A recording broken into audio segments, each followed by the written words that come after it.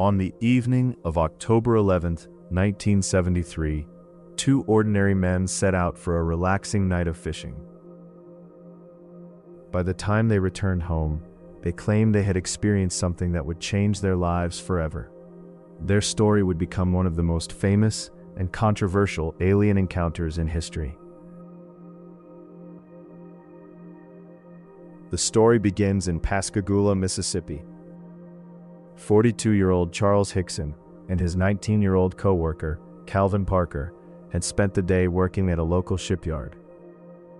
After work, they decided to fish along the west bank of the Pascagoula River. It was a quiet evening. The sun had already set, and the only sounds were the water and the occasional insects. Then everything changed. The two men suddenly heard a strange whirring or humming sound coming from behind them. As they turned to look, they claimed they saw a glowing, oval-shaped object descending toward the riverbank. According to their account, the object hovered silently just above the ground. They estimated it was about 30 feet long and emitted a bright blue light. Before either man could react, a door opened. Three unusual beings emerged. The creatures were unlike anything they had ever seen. They were approximately 5 feet tall, with pale, wrinkled skin and large, elongated heads. Instead of hands, they appeared to have claw-like appendages. One of the strangest details was their faces. The men claimed the beings had no visible eyes. Instead, they described slit-like features where the eyes should have been. They also said the creatures floated rather than walked. Frozen with fear, Hickson and Parker said they were unable to move. Whether from shock or some unknown force, they claimed they had completely lost control of their bodies. The creatures approached them. Without speaking a single word, they escorted the two men inside the glowing craft. Once inside, the men described a brightly lit room unlike anything they had ever seen. They claimed they were separated. Charles Hickson later said he was examined by what appeared to be a mechanical device that floated around his body, scanning him from head to toe. Calvin Parker recalled a similar experience. Neither man reported being physically harmed, but both described overwhelming fear. The examination lasted only a short time.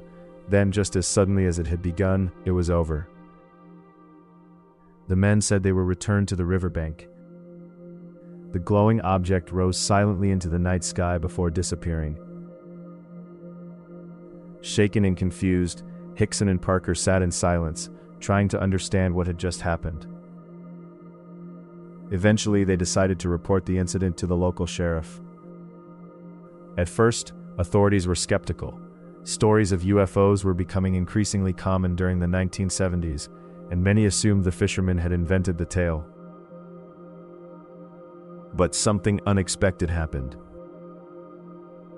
Investigators left the two men alone in an interview room.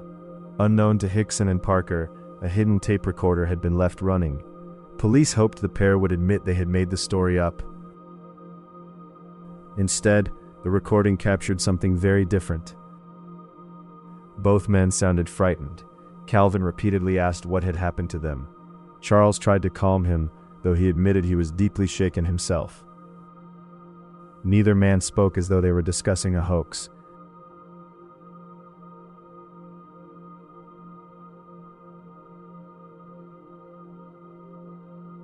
Maybe something the United States could have up there. No, it couldn't be. They wouldn't have done no good. Not what we seen, though. Not what we seen. It's something, and the Air Force and all know it's up there, too, see. And this ain't going to be the only time. It's going to happen again.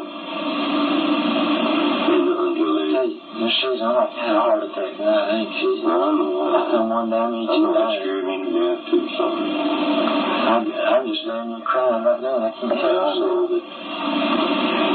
It's something that you can't get over in a lifetime, you see. Jesus Christ. Most of them nothing bad about it, nobody believes. That's what I thought I had been through enough of hell on this earth, and now I got to go through something like that, see. But they could have, I guess they could have harmed us, son. They could have done anything to us if they didn't hurt me. Maybe why they just picked us up? I don't know.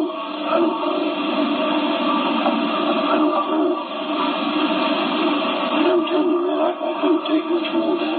I gotta get home, get to bed, and get some nerve pills or something, see the doctor or something. I can't stand it. I'm about to go all the places. I'll take you when they get through this, we'll go by the phone. I'll get you something, settle you down with so you get some damn sleep. I keep sleeping out like it is. I'm just being here crazy. But Cal, when they brought you out of that damn thing, when they brought me out, well, I like to know where the hell God damn, I like to know where the hell got you straightened out, man.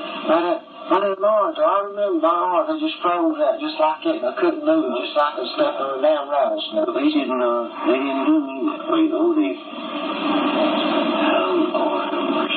I passed out. I passed out. That's the first time I ever passed out in my life.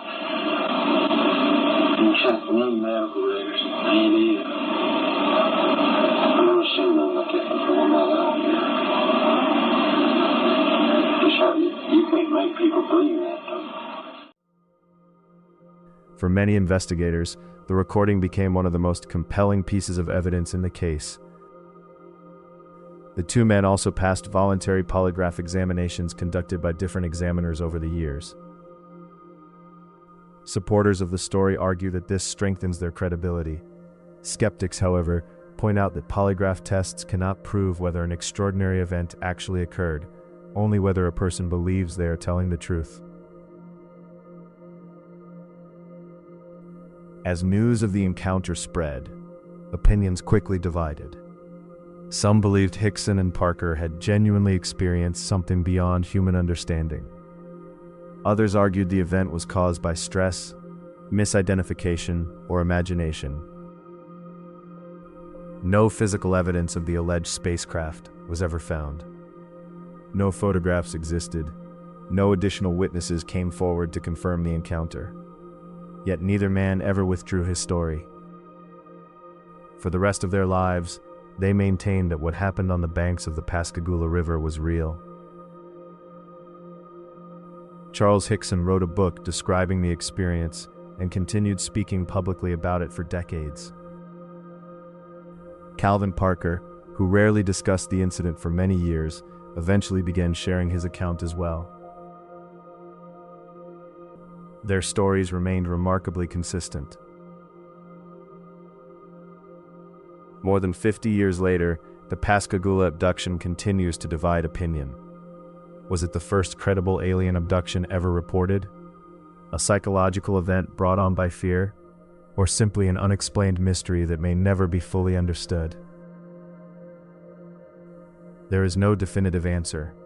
What happened on that quiet Mississippi riverbank on October 11, 1973, remains one of the most fascinating and enduring mysteries in UFO history.